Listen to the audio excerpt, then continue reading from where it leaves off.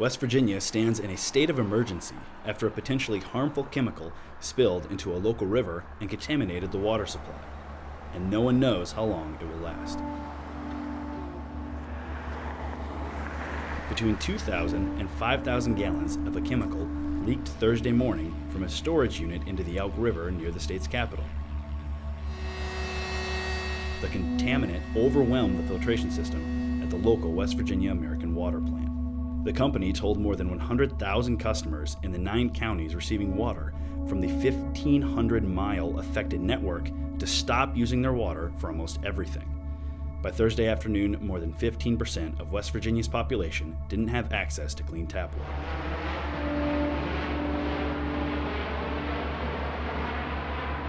Organizations from the National Guard and Federal Emergency Management Administration to local fire departments started finding ways to get people water immediately following the Do Not Drink advisory. Kanawha County sent water to 5 distribution sites, with dozens of other organizations also offering to help. Residents from all over the county flocked to the schools, churches, and businesses to fill whatever containers they could find. This tank of water came from Pennsylvania, and they've been open here this morning since about 8 o'clock. Anytime there's a crisis in West Virginia, West Virginians always step up to the plate. They're so compassionate for others, and they're so willing to give of themselves and their resources to other people. And that's what we've seen here. We had one gentleman stop by, and he had a big truckload full of gallon empty jugs that were clean and wanted to leave them in case anyone came here that didn't have a jug. The governor, water company, and business that owns the storage facility aren't certain how much of the chemical leaked into the water.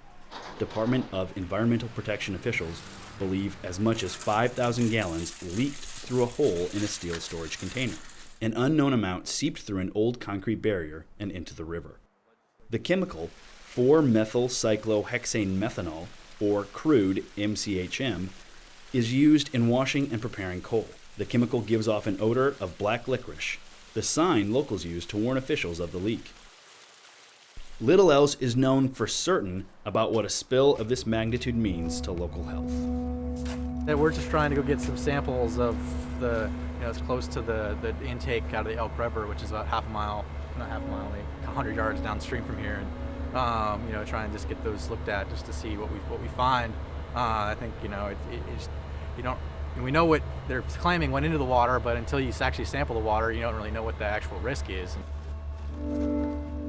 Dozens of people are reporting itchy eyes, sore throats, and similar physical problems. Hospitals had admitted as many as 10 people as of Friday evening, but officials aren't ready to confirm any link to the spill. There's a chemical plant up there upstream and in the watershed. They should be regularly sampling for anything that could be coming out of that at any instant, but they unfortunately don't do that. Founded in 1986, Freedom Industries produces chemicals for the mining, steel, and cement industries. The site of the leak is dedicated to storage, with 4 million gallons of space available. The site doesn't require a permit from the DEP since Freedom doesn't make products there. Officials confirm the facility was never inspected by the DEP before the leak. The DEP issued a cease operations order Friday, and federal authorities are investigating Freedom. Gary Southern, president of Freedom, apologized for the leak Friday evening. He said the remainder of the chemical stored at the site had been removed. In the first public statement from a company representative since the spill, however, Southern gave few answers to lingering questions. And then we'd like to start by sincerely apologizing to the people in the affected counties of West Virginia. Our intent is to be absolutely transparent, and we'll tell you what we know, and as much as we know to date is that we've had this release. Unfortunately, it appears that some of the material did get into the river and potentially or has impacted the water supply in Charleston. We have mitigated the risk, we believe, in terms of further material leaving this facility, and our mission now is to clean up. Thank you very much.